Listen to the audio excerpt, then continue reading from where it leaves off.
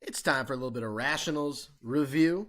This is something we do in groups, but I figured, you know what, why not record a video because we got a group right over here. Mr. Allen, Riverdog, Jenny, she's snuggled between two pillows. She's no longer scared of the thunderstorms. She's gotten out of her hiding spot and found a new hiding spot, I guess. So let's hop to it. We're going to go ahead and graph one of these. We haven't done one of these in a while. So what's the first step when we're going to graph a rational function? I'm going to factor everything. Okay, so let's go ahead and do that. I'm going to have that over to the side here where I have a little bit more room. So I would have, there we go, f of x is equal to, I don't have to do anything in the numerator. In my denominator, that's going to factor to x plus 5 and x minus 1.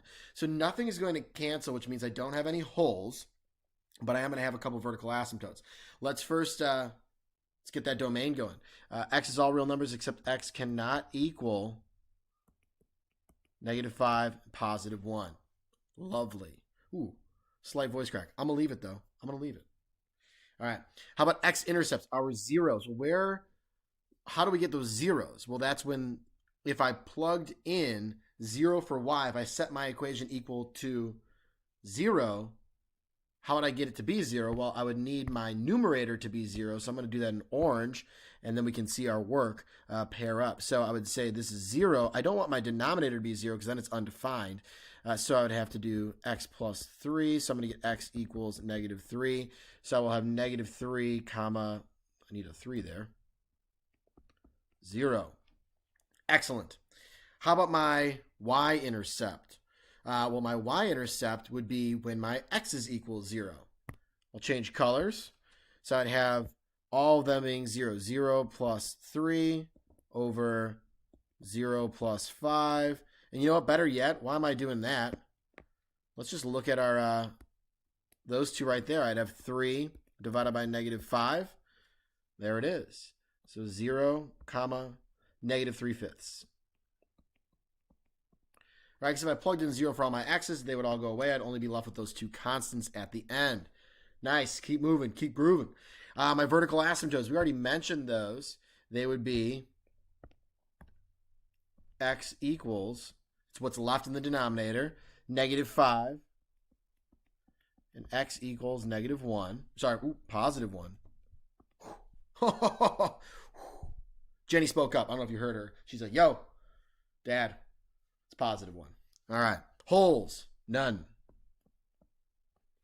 Nothing canceled, no holes. Horizontal or oblique asymptote. Well, I have a degree that is smaller in the numerator than the denominator, so it's going to be y equals 0. No side work, so I'm going to keep the same color. And then let's go ahead and start graphing this, and then we'll deal with the end behaviors and all that. All right. So I'm going to get my vertical asymptotes on there, and my horizontal asymptote. I'll do that with the video paused. So there we go. There's our asymptotes. We got x equals -5, x equals +1, and y equals 0. It's always a little hard to see the y equals 0 when you have that. And then I've got an x-intercept of -3, 0. Right there. That's weird. It's on the asymptote. Oh, wait, that's right. You can cross a horizontal or oblique asymptote. Okay, so remember that. Because that could be a question that we ask. True or false? You may cross a horizontal asymptote. True, you may. Or it might say, what can you not ever cross? You cannot cross or touch a vertical asymptote. These are multiple choice type questions or true false type questions we can ask on a test that will be able to assess your understanding of rational functions without actually having you do an entire graph. Okay? Let's continue. My y-intercept, I did that in purple, so I guess I'll do that in purple again. 0 and then -3/5, which is like -0.6. So I'm going to go with that right there. Wonderful. So I can see, I think, about what my graph is doing here, or I'm starting to see it anyways. Anything else that we have that we can use? Doesn't look like it. Okay. So what I'm going to do is check out what's happening near these asymptotes so I can get a better understanding of the graph. And I'm going to do my graph in green. Okay, I like it. So when I do that, let's go with a value that's, I'm going to deal with this middle part right here. Since I already have points, I kind of want to see what's going on in this area. If I plugged in a negative 4.9, because that would be real close on this side. Negative 4.9 would be negative, positive, negative. Negative, positive, negative would be overall positive. So I know I'm doing this up here. And then let's see, does it continue down here? Does it loop right back up? Well, if I go with with a 0.9, a positive 0.9, I'm going to have positive in my numerator, positive, and then negative, because 0.9 minus 1 would be negative. So that's going to be overall negative. So I'll go ahead and pop a down arrow right here, and it's going to look something like this. Whoa. It's a little shaky there, but we're all good. It's tough on this angle of the screen sometimes.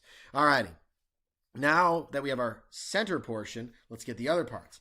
If I go over in this area, is it going to be doing this kind of a thing, or is it going to be doing this kind of a thing? Well, because I don't have a multiplicity of 2 for my vertical asymptotes, I do know it's going to be over here, but we can also do a quick sign check. If I plugged in negative 5.1, if we weren't sure, if we didn't remember that, I'd get a negative in the numerator, a negative for this factor, and a negative for this factor. So 3 negatives is overall negative. So I do know it's looking something like this. And then same idea on the other side. I do know it's going to be up here in the first quadrant, but we could also do a check. 1.1 in there. I get positive, positive, positive. They're all positive. That means that it's going positive on that side of the vertical asymptote. Excellent. Let's talk end behavior. We've got the graph. It looks beautiful. It looks fantastic. I could even label my vertical and horizontal asymptotes if I wanted to get fancy. X equals negative 5. X equals 1. Y equals 0. Oh, the person that's reading this graph, because somebody's totally going to read this graph and be like, this is great. Thank you so much for labeling all that. It's so wonderful. Okay, let's continue. End behavior. As x goes to infinity, as I'm moving to the right, what is y approaching? Well, it's approaching that horizontal asymptote of 0. Woo woo. We're looking at our horizontal asymptote for these. As x goes to negative infinity, I'm going to 0 once again, right? I'm getting closer and closer to it. I'm not touching it. I'm just approaching it. We can cross our horizontal asymptotes. It doesn't do that on these sides, only in the middle there. All righty. How about approaching the vertical asymptotes? Wonderful. Hey, if you look down here, you would see one of our vertical asymptotes there already for us. It gave you an answer. How nice of us. All right. As x approaches negative 5 from the left, that's what that little negative means.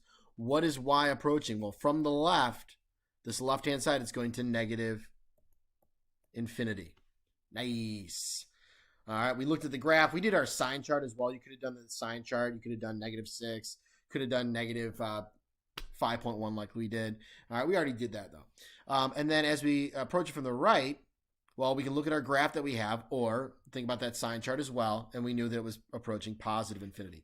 How about as x approaches the other one? So that was positive 1 from the left.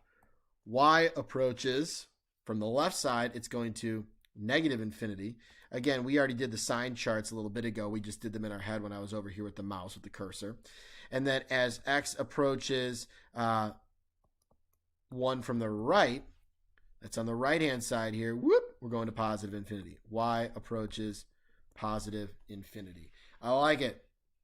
Excellent. Bonus math. Let's keep going. Actually, before we keep going, there were a couple other questions I figured we could ask. So if this were, I could just give you this function as a multiple choice and say, what are my vertical asymptotes? Boom. There's a multiple choice question. What is my horizontal asymptote? Boom. There's a multiple choice question. What is my y-intercept? Free response or multiple choice question. What are my x-intercept, or what's my x-intercept? There you go. Multiple choice question once again, or free response. So we can ask individual questions like that on a multiple choice or a short answer portion and not actually have you graph it, but there's a handful of questions there that we can ask in this situation. Or as we can even ask these types of questions as a free response as well. So be prepared for that, to see all these questions asked in an individual way about a rational function without actually graphing the entire thing. Okay, so be prepared for that. All right, a few more questions here. Given r of x below, function r of x, solve r of x is greater than or equal to 0. Lovely. I like it. Excited. Let's check out the graph. Why won't it select the marker? I'm going to go with red. Okay. So we want to know, when is it greater than or equal to 0? And be careful when reading these graphs. As I was looking at this, I almost read the wrong numbers. Our vertical asymptote is at x equals -1. X equals -1. Okay. So when is it greater than or equal to 0? That would be when it's above my x-axis, on or above my x-axis. So that looks like we are at -2 right here, including it. And then we're going to -1, but not including the vertical asymptote, right? Not including that vertical asymptote. It can't be there. Union, when is it positive again? Well, it's all negative down here, but at, looks like +2, including it because it's greater than or equal to, onto infinity, and we cannot include infinity. Only Buzz Lightyear can go to infinity and beyond, but not us. Sorry. If you were to write this, well, if we were going to do an interval notation, that's how our test would likely ask it. You could use inequalities if you'd like. It'd be -2 less than or equal to x less than -1, and then x is greater than or equal to +2. Either one's cool. In a Google form, we would ask it in this way just because it's easier to type in with what you have. All right, with your keystrokes you have. Lovely. Let's keep moving. How about this one? Solve graphically. Perhaps we shall graph this. So I've got my graph. Let's see here. It looks like it's going to be a positive cubic function. I've got my my intercepts down. Now, what happens at -2? It's going to go through the graph, and at +5, it's going to bounce off the graph. It's a positive cubic, so it should look something like this. So I just need to get that to fit the mold, and maybe I'll even pay attention to what my y-intercept would be. It would be, if I plugged in 0, I'd get 25 times 2 is 50. So I'll think about that and label it. Whee! So that's going to be 0, 50. Not that it's really important for this problem, but just out of best practice, I'm going to label it, because that's a great review of polynomials. I love review. All righty. When is it less than 0? Strictly less than. It is strictly less than only in this portion down here. It's only where it's less than 0. So my answer for this one would be when it's -infinity to -2, not including 2. There's my answer. Or you could say x is less than -2. That's another acceptable answer there for that one. Now, if I wanted to, let's do a little quick what if. Glad I hit the pause there. I had to sneeze real quick. Sorry about that. But anyways, let's do a quick what if. What if this was x plus 2, x minus 5 squared is less than or equal to 0. Then what would we have? Well, that would be still this portion, but it's also equal to 0 right there. So what I'd have is from -infinity to -2, including it. It's a weird bracket. Union +5. Bippity bop. Okay, so that would be my what if there.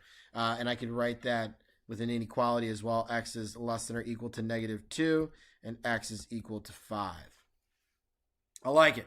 So not that it was that problem, but I think that's kind of a special case when we have just that single point there. So I did want to bring that up. All right, now it's time to write the equation of the rational function below. Let's do it. So let's say I've got, I'll start with a little y equals action. I like to look at my my vertical asymptote first, so I'm going to make a fraction. And since my vertical asymptote is x equals 5, I'm going to have x minus 5 as my factor in the denominator.